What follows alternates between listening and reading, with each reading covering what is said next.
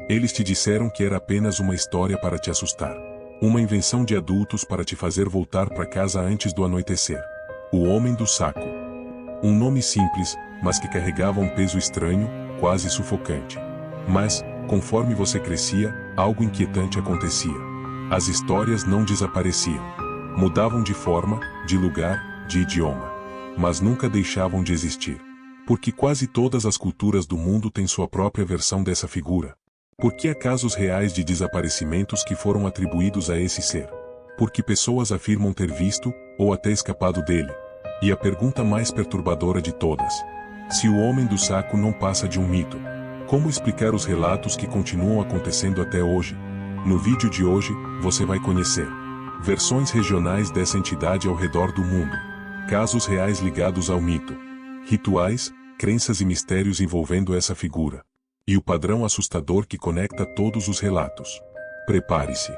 Depois deste vídeo, você nunca mais verá a escuridão das ruas da mesma forma.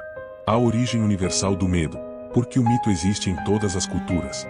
O Homem do Saco não é um mito local, ele é global. Do Brasil à Rússia, da Espanha à Índia, em lugares que jamais se encontraram historicamente, existe sempre um homem, carregando um saco, que leva crianças. Por quê? Aqui entram 3 teorias. 1 arquetípica. Uma ideia ancestral que surge espontaneamente em diferentes culturas, ligada ao medo primitivo do sequestro. 2 histórica.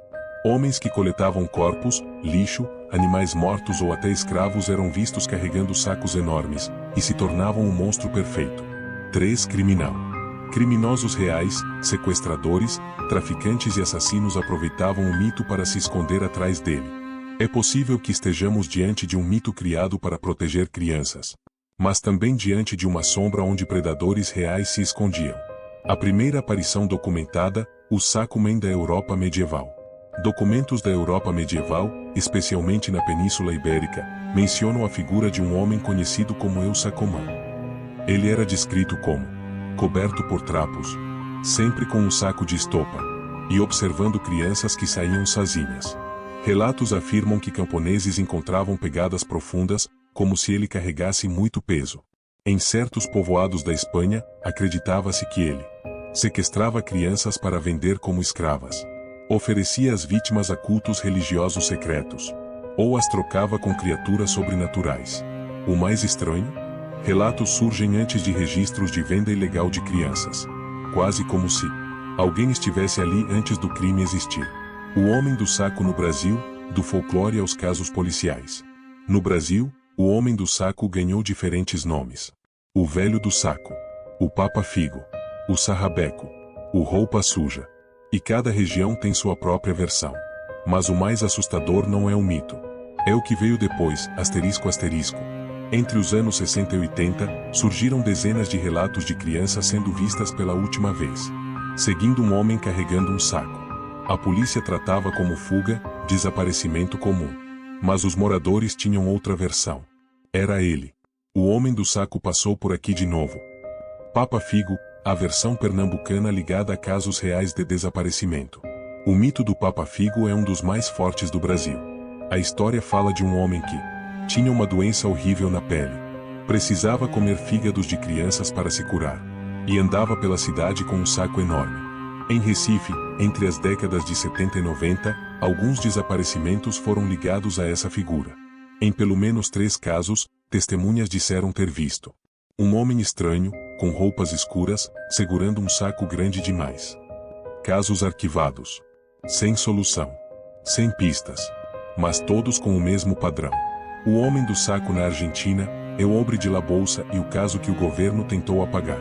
Na Argentina, a versão é chamada de El Hombre de la Bolsa. Mas em 1910 aconteceu algo que transformou o mito em realidade. O caso de Francisco Lopes. Ele sequestrou 3 crianças, usando um saco. Quando foi pego, disse: "Eu não fiz nada. Apenas cumpri o que ele pediu." Que ele? Ninguém sabe. Lopes morreu na prisão em silêncio, mas deixou um desenho no chão da cela. Um homem alto, segurando um saco. Olhos vazios.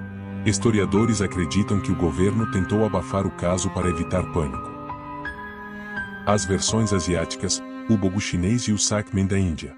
Na China antiga, existia o Bogu, um espírito que raptava crianças dentro de um saco para corrigir comportamentos. Descrito como alto demais, braços longos, rosto sem feições. Já na Índia, há o Sakman, mencionado em documentos que datam de 300 anos. Pais costumavam dizer: se você sair depois do anoitecer, o homem do saco vai te levar. Mas, em vilarejos rurais, pessoas afirmam que já viram esse homem. Nesse caso, descrevem não um espírito, mas alguém de carne e osso.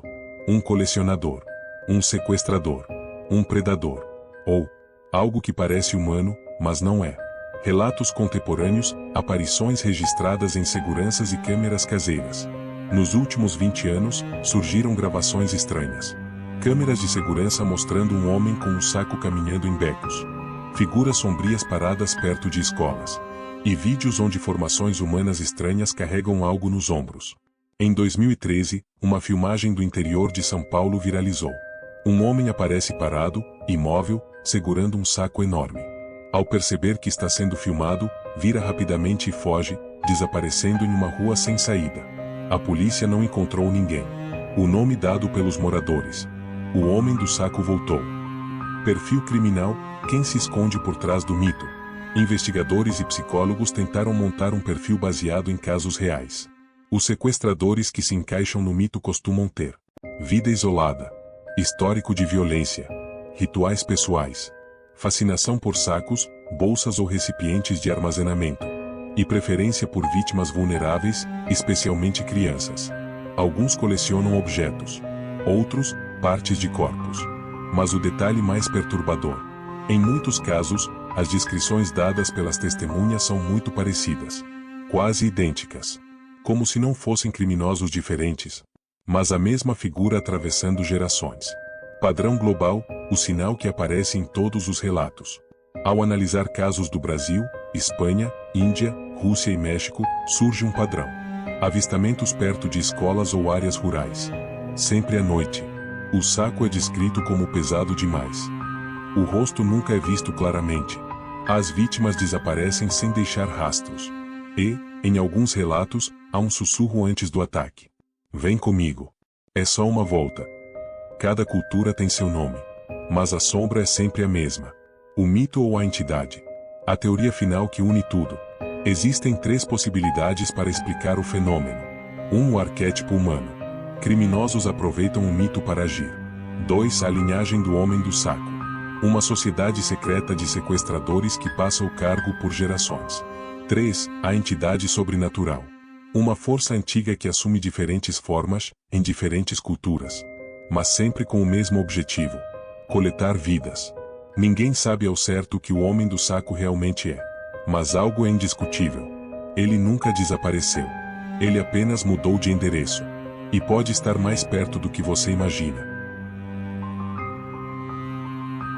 Se você chegou até aqui, olhe ao redor.